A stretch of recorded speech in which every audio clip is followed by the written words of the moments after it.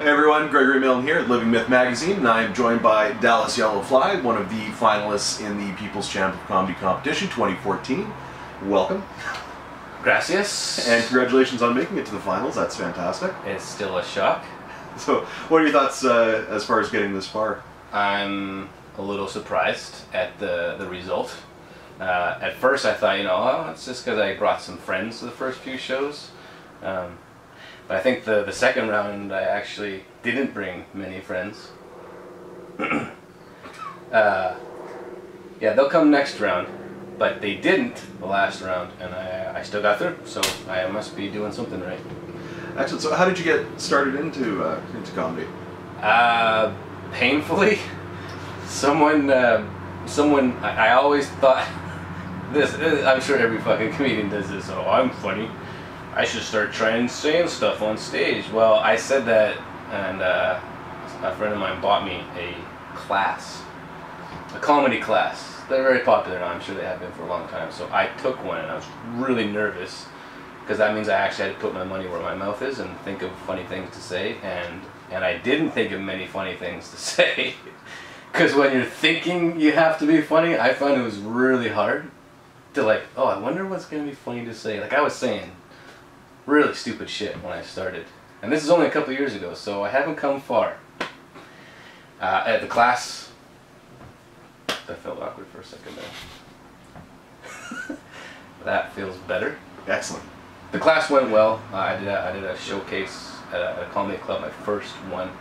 And I remember it was so fucking stressful that I had to memorize all these things. And I remember when I got up on stage, I was wearing jeans, and I specifically wore these pair of jeans that were a little baggier, because when I got up there I knew I was going to be nervous as shit, and when I got up there my knees were shaking, but no one could see it because my jeans were big enough.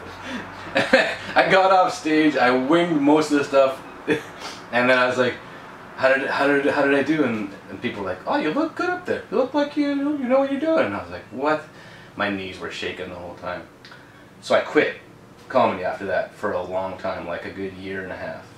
And then I for some reason decided to go back at it, and here I am now. It's only been a couple of years and really not doing a lot of comedy, but now in the last 2 months I've done more than I've ever done. So do you see that being something focusing on going forward, or? You mean like doing more comedy? Yeah. I don't know. Like honestly, I'm 50-50. I could give it up or keep going. To be honest, the reason I like doing it at all is because it gives me this like confidence after I do it, even if I bomb, that I did it.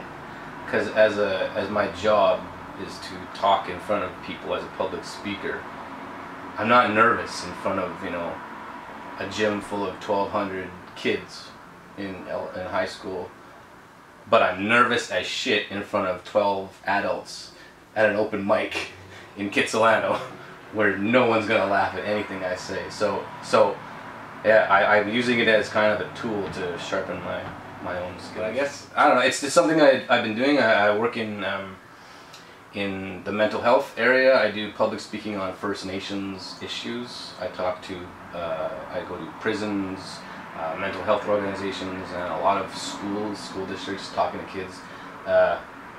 And it's something that I kind of started doing on my own.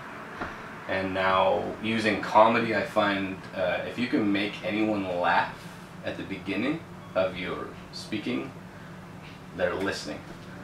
So I've learned from stand-up, if you can make someone laugh, after you made them laugh once or twice, they really listen to what you have to say, and that's when you can say more. So I feel comfortable talking to a gym of kids about something I really care about, and what I'm talking about is stuff that's not in the textbooks, the stuff the kids don't learn about. And I feel like, I wish someone was doing it when I was in elementary school and high school, come in and talk about what's the fucked up shit that's happened in our country that's still kind of lingering and no one wants to deal with. So I go in and I talk about it. So, where can people at home find you online and on stage? This Saturday at the Rio Theater. Let's not forget that's going to be probably the biggest show Yes. I've ever done. And otherwise at 3crowsproductions.com. Awesome. Well, Yeah. thank you very much. Best of luck in the competition. Yeah, gonna need it. And we'll see everybody soon.